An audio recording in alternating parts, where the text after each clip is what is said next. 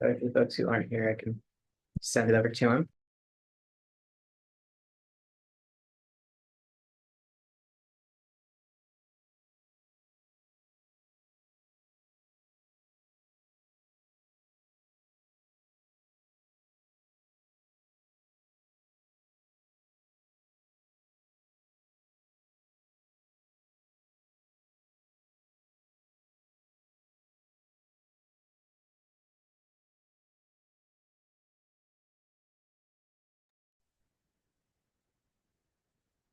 Okay. And you'll just do the slides? You can Or I do can it whichever. Yep, everything Okay. should work right from there. All right, cool. So we'll get started then. We're going to talk about conferences today. Networking in general tends to be a pretty big pillar of grad school in my experience, and as other people could probably attest to. I think it's a way to get the most out of your graduate degree. And I think that kind of just makes up the graduate degree, I would say, is you get out of it what you put in. So this is your opportunity to put as much into it as you want and reap the benefits of that. Okay, so quick overview of career services. We have two mottos, one being that your future is our mission.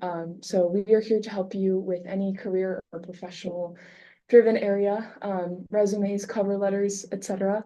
And then our other motto is once a vandal, always a vandal. So the unique thing about our career services here at University of Idaho is that even after you graduate, you're welcome to come back and take advantage of the services we offer. So keep that in mind for as you progress through your graduate program and then graduate and enter either a PhD program or industry, etc. We can offer advising with all of these areas. In fact, these are the buttons that you'll find when you go to make an appointment with us. There's also an other button if it's something else. Yeah, there's lots we can chat about. This is our website. On our website, you're going to find where to schedule an appointment. That will take you to Handshake. You'll also find career resources that we post, and you can also find lots of digital resources under the Students and Alumni tab. And you can also find more information about any events or info sessions that we're hosting, as well as job listings. But mainly, scheduling an appointment, that button will take you to Handshake where you will be able to schedule an appointment with a career consultant, as well as find out more about job and internship listings and any of the events that we're hosting. That's where you'll register for them. So today we're going to talk through the benefits of building a network and then how to network as a graduate student. We'll talk through questions that you can ask professionals and tips for networking at conferences. And then lastly, we'll just glaze over using LinkedIn as a tool to grow your network, doing something that we could refer to as passive networking. So we'll start with the benefits of having a network. And so I'm just gonna close this window so I can. Oh, I know that. Okay. So the first benefit of having a network is that your network or people in your network can give you advice on job searching, resumes, or help prepare you for an interview. They can also provide insider information about companies and opportunities. We'll talk about this, but this is the huge advantage of your faculty is that if they're in a position or they've gone through a program that you're really interested in, they're going to have a lot of useful information about the process that they used to get there. And it could be really beneficial to talk to them about, who are they connected to and how did they get to where they are today. They can refer or recommend you to a position, and they might be able to provide mutually beneficial opportunities for professional development and growth. So that could be things like internships or research projects, jobs, etc. So yeah, as I think I just said, graduate networking can open opportunities for internships, and a bunch of different other opportunities, as well as scholarships, grants, and publication. So this is sort of, in my opinion, where, you know, what you put in, you get out of graduate school. So networking, I think, is a really huge pillar of what we're doing here, alongside with like intensive researching projects. But it is a really great opportunity for you to like stick your hand into a very like specified pool of people and professionals, and get connected with those professionals. As you're in grad school, you're probably preparing for high-level positions in academia and industry. So there's some unique networking strategies that occur or that need to occur. They'll likely be tailored towards your career goals or the field that you're networking within. They're all a little bit different. Okay, so I have a question for everyone, and that is, who has networked in the past or who has experience with networking in any way, shape, or form? Feel free to drop something in the chat or unmute. I've had some good networking experiences. At conferences, let me think. I mean, I have. I'm just trying to think of anything that turned into something. Oh, I just got, yeah. Oh, so someone has their hand raised, but I did just say I presented last year in Philadelphia at a conference, and I just got asked to organize my first panel based on that. great. Yeah. Cool. So that's been kind of cool, which is like a good professional development experience. Sometimes people will like remember you from a year ago if Yeah. you know, yeah. So anyway, someone has their hand Yeah. raised. Yeah. Azana, what's your question? Oh, no, I just wanted to say that I've networked before in conferences. And it Yeah. was successful for you? Actually, yeah, I attended a conference and I found that I networked with a few grad students. I'm still in touch with them, and they sometimes send me just some job positions related to my research area, and yeah. But I try to network with some professionals and recruiters, and I was really successful beginning to just get in touch with LinkedIn, but I had trouble to just keep in touch with them. So. Very good. Thank you for sharing. Yeah. Does anyone else want to weigh in? Or I had kind of a cool one recently. I've been advertising, like I've been sending out a CFP for our conference that we're organizing here. And someone recognized it and sent me a CFP of their own, and invited me to contribute a chapter to their book that they're editing, which is super cool. Oh, that's fantastic. Yeah, so that's like a very passive way of networking, I would say, but people do see that, and will reach out to you if your name is out there. Cool. Okay, so we'll move on. Okay, so how do we approach networking? The biggest questions is how do we get to know the person that you're approaching, or the people that you're networking with, and get them to show interest in and how do you show interest in their work so that you may introduce your work to them? You want to focus on the quality of interaction versus quantity. I'm sure like a default way to approach this is I just want to talk to as many people as possible.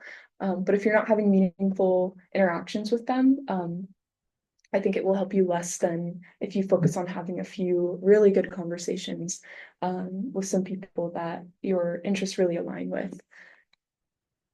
Ask questions that get them talking about themselves and their work. That I think is the easiest way, at least, to start a conversation like this. If you know what questions to ask, most people are pretty good at talking about themselves, especially in higher ed. So it can be a great way to at least start that conversation until maybe a more natural flow of questions about your research or their research starts going. Yeah, some sample networking questions are, could you tell me about your research? That's one that's, focused on them and their work. How do you stay updated and connected to what's happening in our field? That's a great one to also get some more advice on how they network, and maybe the success that they've had from that. What are organizations or individuals doing in your field currently that you find exciting?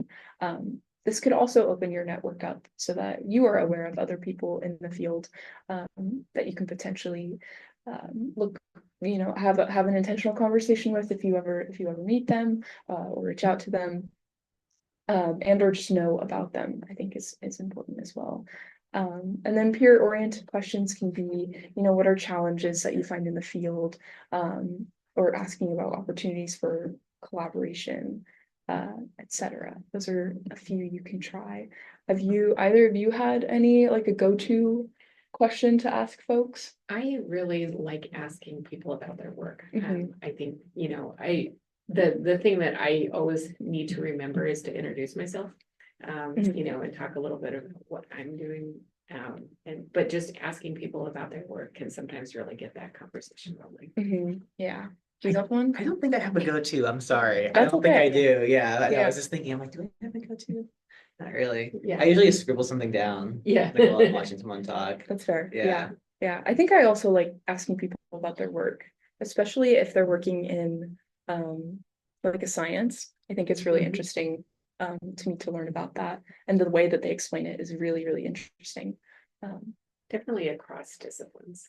Oh yeah. I'm Yeah. so fascinated with what people outside of, fine arts are doing because it just opens up a whole new, Yeah. a whole new world. Yeah. This is true. Mhm. Yeah. Okay, cool. All right. So making new contacts. One thing that you can consider is researching folks in your field or individuals you're interested in and cold contacting them. You can send them an email and request to meet. You could conduct an informational interview and discuss research questions to collaborate.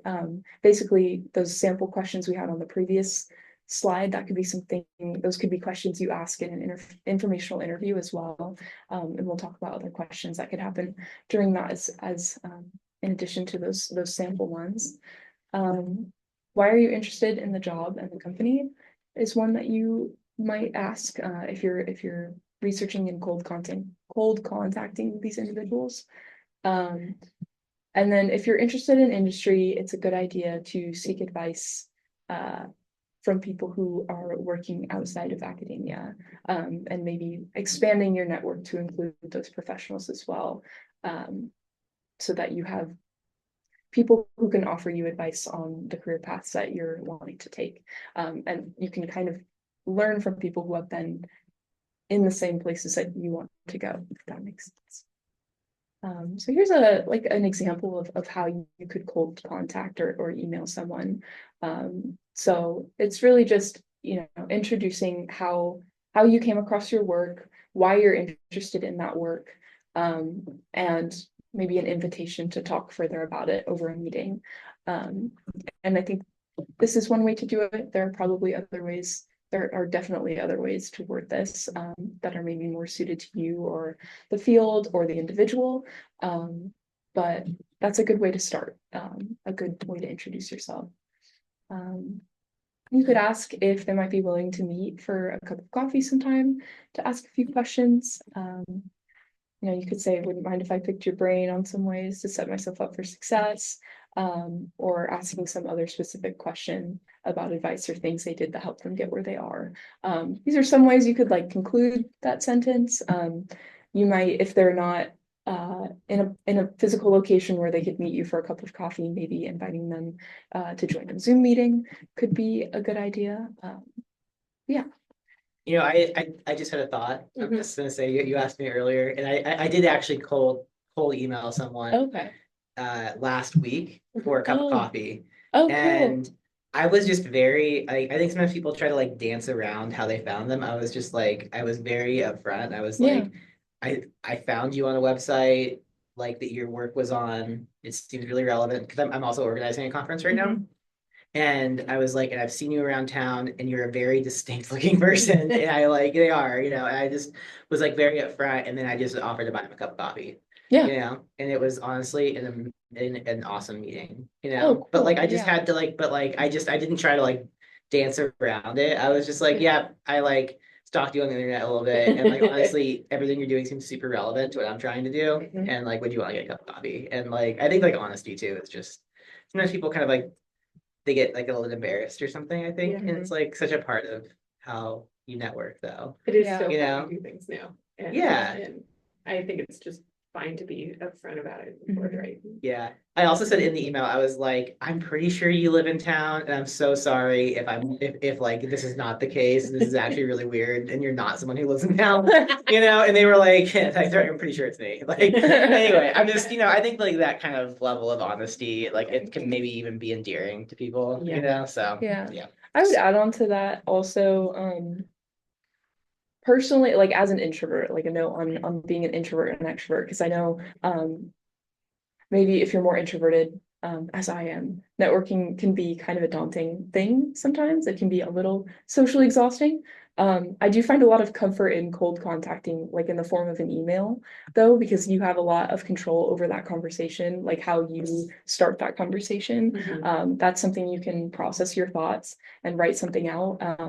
And then I feel like, I mean, personally, when I cold contact people, I feel really prepared to go into that meeting because I have had the opportunity to like compile my thoughts. Maybe I've had the opportunity to research a bit more about them. To me, it's a bit like it feels a bit more controlled. So I would definitely encourage that as someone who's like very nervous to network in general. It's a good place to start, at least. Yeah. I would definitely say don't get to the cup of coffee and not have looked up their work. Oh, either. You know what I mean? Like, I mean, Yeah, like, yeah. so this particular meeting I'm talking about, like, I don't think he didn't tell me about a single thing he did that I hadn't already Mhm. researched. So I was like prepared to talk about it Yeah. because I had, dug in a little bit more. And it- That's one of the more important things to do, I think. Oh, yeah, definitely do your homework. And I think, you're spot on with introversion. Sometimes that is a little bit easier approach. And I think that, you mentioned earlier the quality of interactions versus quantity. And this is one way that, you can be very intentional about who Mhm. you're contacting and why you're interested. Mhm. I remember when I was picking out grad schools, getting referred to a former student who lived in the town I did, and it was such a valuable conversation but I had already completely looked up her work and knew exactly what her career trajectory That's was. fair. Yeah, I think that's a huge part of the quality versus quantity thing too. If you're cold contacting 15 people at once, you should probably make sure you know who is who and you keep all of their research straight. And that could be challenging. And maybe if you have the brain capacity for that, maybe that works. But I think it would be difficult. So there's a note on quality versus quantity. Maybe you only want to be cold contacting a couple people at a time that okay, I'm meeting with this person. This is what they do. These are all the things that I know about their work. Yeah. And one more thing, I think we've kind of touched on this, but just to like make it really clear is like I feel like in those situations, your work kind of comes second. Like you Yeah. actually want to you want to. I think people like to lead with everything that they're doing, but actually people just want to usually talk about what they do. Right. And then as it comes naturally, right? If your work is truly useful to what they're doing, Yeah. then it'll come up naturally. But I think people will try to like lead with like this huge narrative about themselves, and actually people mostly you can include it, but people mostly want to know about or Exactly. talk about themselves. Especially academics. I've found like they love to talk about their work, Yeah. right? And so I think like there's also a little bit of like ego Yeah. manipulation, Mhm. that you can use to your advantage.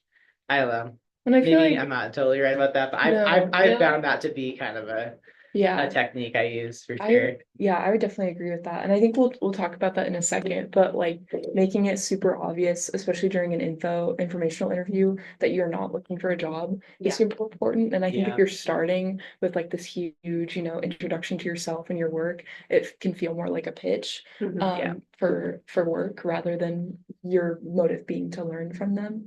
So I definitely think that's a way. Just seem curious. Yeah. Curiosity. Mhm. Everyone loves curiousness. Okay.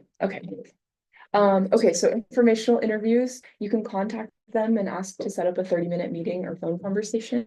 I really don't think it should take longer than that. Right, yeah. Just, you just want to make it, you just want to have a productive conversation. But I would say in the world of, I mean, if you're trying to contact someone like a faculty member who may be really busy, a 30-minute meeting might be easier to slip into their schedule than something that's an hour or longer. And then, as I just said, stress that the purpose is to learn more about the field. So really stress that you're curious about them and their work, and the position they're in, and not to find a job. Usually not the best way to come into informational interviews. Yeah. Okay, some sample questions. You can ask them, tell me how you got started in this field. These are all very general. I would say I would say these are a great base to start from. And then depending on your field and the person that you're talking with, you might have more field specific or research specific questions that would be really productive to ask them. Yeah. What is it like to work in this field? What trends do you see for this industry in the next 3 to 5 years? How well suited is my background for this field? That might come later in the conversation if the conversation can naturally flow into what your background is. How do people find out about job openings in this field? Do you have any additional advice for me? Yeah. Okay. And then in general, this is a good list of examples of networking opportunities that you may have during your graduate degree, graduate career. Conferences are a huge one. So are RA and TA positions, internships, postdoc positions, all of those can connect you with people that may open doors for you for jobs or other positions. Research presentations or seminars, informational interviews like we just talked to, LinkedIn and online platforms, career fairs or other events, and then chance encounters potentially also, like seeing someone you know at the airport or sporting events. Yeah. So we'll talk about conferences. Those are a big part of graduate life, I would say. There's a lot of conferences out there. There's many different CFPs out currently, especially if you're a humanities person, there's a lot that may fit your qualifications or your research. And I think it's very important to choose to attend events that will expand your circle, and that you know will also benefit you professionally. Research who will be attending. Consider how you or your goals relate to the attending individuals or organizations. Make sure to ask good questions during sessions. It may be helpful to have like a go-to list of these are the questions or things I want to know. But you'll probably generate a lot of questions if, like through paying attention to each session. And update your LinkedIn profile to connect with people after the event. It's also good if the conference has an app, to download the app so that you can have that on an accessible, like a very accessible place, and also planning out your schedule. If they don't have an app, conferences should have an event schedule, and so printing that out I think can be really helpful, having it with you, and being able to plan out, okay, which sessions am I going to go to, when am I going to have breaks. This is super important, I would say, for introverts. I think if you are introverted, you should definitely still go to conferences, but this planning component is going to be really key to your success and not getting socially exhausted quickly, and having quality interactions with people at that event. So how many sessions can you attend each day before you start to feel burnt out? Knowing that beforehand, picking which ones you're going to attend, and really making those quality interactions are going to be really good. And preparing an elevator pitch beforehand as well. Make sure you're bringing everything you need for a long day. If you are going with others, like from the university, it's really easy to stay in a group or stay with your buddy. That is very comfortable. But when you're networking, it's important to spread out. You're going to make more of a unique impression on the people that you're talking with if you're approaching them alone and not with 2 of your friends. Collect business cards from people and write notes on the back, especially, contact information, LinkedIn. You might consider creating your own business card with your contact information to give out, like your email and your LinkedIn are probably going to be the most important ones, and maybe who you're affiliated with. Using LinkedIn or other apps to connect with folks you meet can be a great tool after the conference. Sending an invite to connect after the event can be a good way to stay connected with that person and utilize passive networking after the fact. You might consider to apply to speak at events, as we said, like considering to attend. There's a lot of conferences out there that you could submit to present or speak at. In addition to networking, it is a great resume booster, I think, if you're in grad school, especially if you're looking to go to like a PhD or a postdoc. Conferences are a really big pillar of CV. So yeah, if it's something that your research may pertain to, you might consider applying to speak. Using social media to tag the event can be useful too, so that you're connected on social media to other people who are also at the event or at least interested in that event. Yeah. Following up after conferences, you want to follow up because networking is about creating those quality relationships and sustained relationships long term, not just a one-time event. You can send a thank you note. You can also reach out on LinkedIn and send a note as well. You might send an email if you have their email, a thank you note through email. You might find ways to reach out periodically to ask a question, discuss something relevant, or identify opportunities for collaboration. What do you guys think on that, reaching out periodically? Would you say, I would say that's kind of if it comes up naturally, you don't want to try and force those interactions. But I think knowing who is in your network and who you have connected with is very useful so that you can reach out if something comes up that would be relevant. I think it's really easy to make a connection at a conference and never like do that again. And so that doesn't really help foster that relationship. How you do that, I like if it comes up naturally, like, oh, hey, I saw this and thought of you, kind of. Yeah. Yeah. But Well, it's just like what I was saying, like with the panel thing, right? Like I hadn't heard from those people for a year, and then they just like a few weeks ago got a hold of me. They're like, "You want to organize this panel?" You know, which felt fine. That wasn't, that was a fine interaction. But they hadn't been like bugging me the whole year or anything, like hey, something comes up, right? It's like they reached me, and it like wasn't weird. It was like I don't remember either of them, but like I understood the context. I understood why, why it was the value proposition was there, like it was good, so yeah, that's super fair. And I think just engaging on LinkedIn can be helpful too. We'll talk about like LinkedIn. like their posts or something, like I've got like people from conferences that like I haven't talked to since the conference, but like whenever I do, I don't post on LinkedIn a ton, but when I do, they'll like my post or something, or you can comment on it. Remember who they are.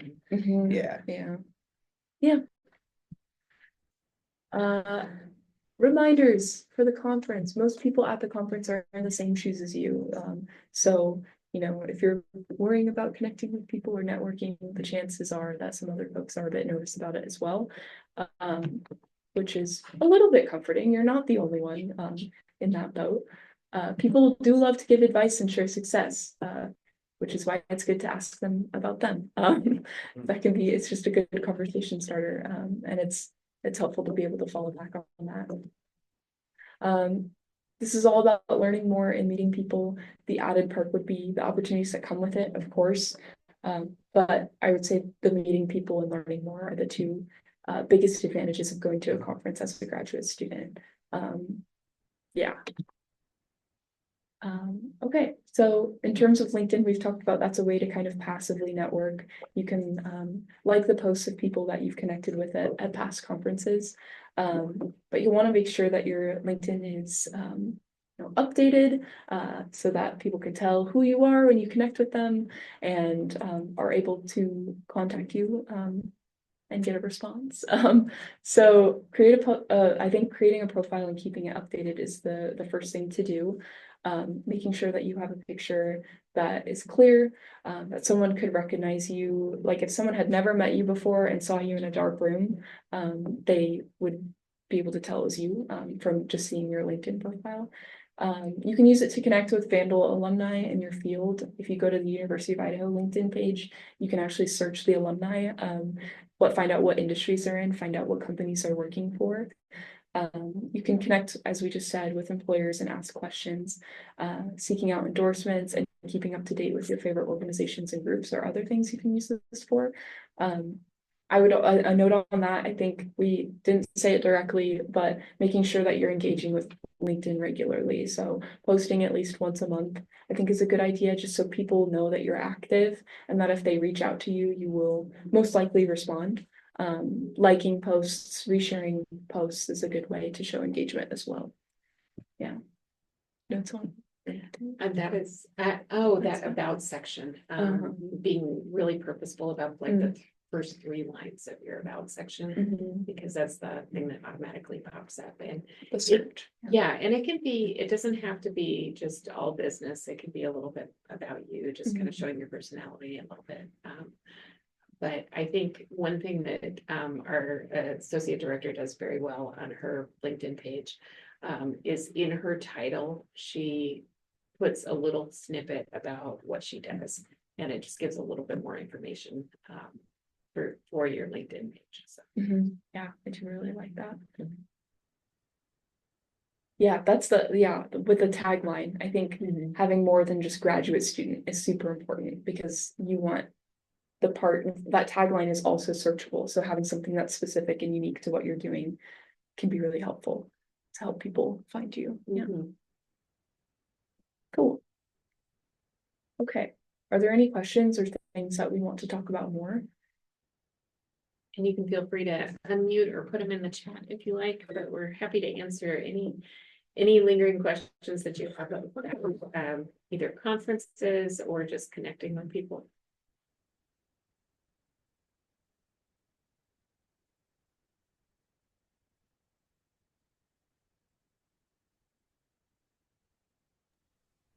I saw you think about it there, Brian. Oh, yeah, there he goes. Can you hear me? I can hear you, Brian. Cool.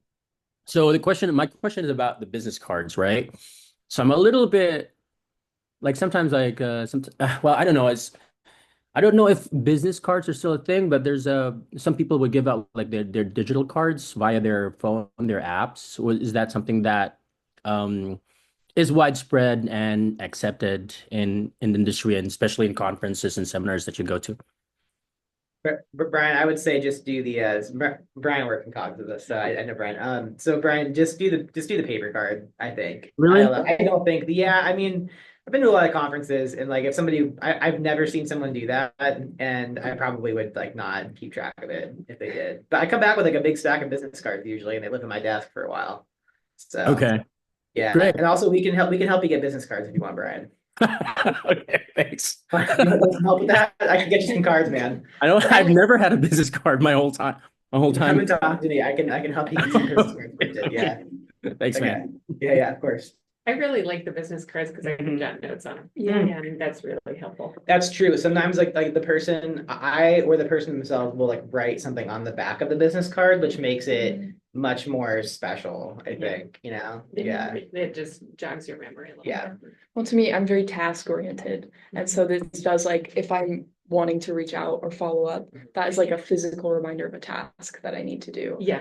I'm gonna forget about it if it loads a web page on my phone and then Yeah. it's gone when I search. I It's don't know, getting chocolate buried chips. in my Yeah. Google tabs. Yeah, You know what I mean? so Like, it's not coming up. But if you can bring home your business cards and spread out all of them and be like, okay, I'm gonna follow up with this, like I'm gonna send follow-up emails to these people. Yeah. Then you have it in front of you and just get it done. I was actually cleaning my desk off this morning because we have someone coming in today. I was like, oh, I should probably clean my desk up. And I found a card of someone who's part of an organization. I'm going to this organization's conference next month. And I was like, oh, who is this person? I was like trying to remember who they were. I'm like, I should reach out to them. Yeah. It was actually kind of weird. So it's like weird things happen like that too if you have the physical cards. I don't know. Yeah. Just something to note. It's where analog lives in our lives. Yeah, I refuse to give it up. Yeah. Maybe I'm handicapping myself by being this way, but I don't think I am. I think that most people feel that way. We So still live in a physical world too. Yeah. Yeah, I don't think that part will go away. And I think the bottom line is even if the digital cards were like get to a point where they're super popular, I think there will always still be people who are using physical cards. Yeah. Or that, don't have a digital card to give you in return. And that's, I don't know. I think the physical ones are just more accessible because you can just hand it. Yeah. So they don't need a phone to do that. They don't need a piece of tech to do that.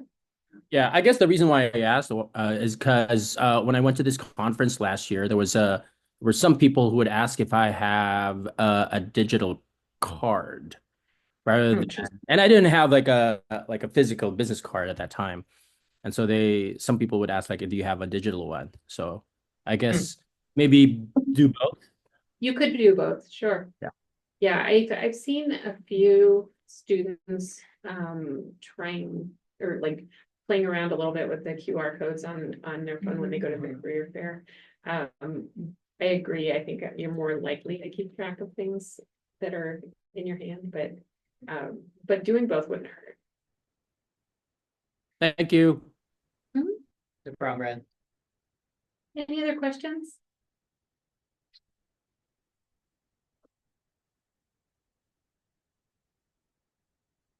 Stop and record too.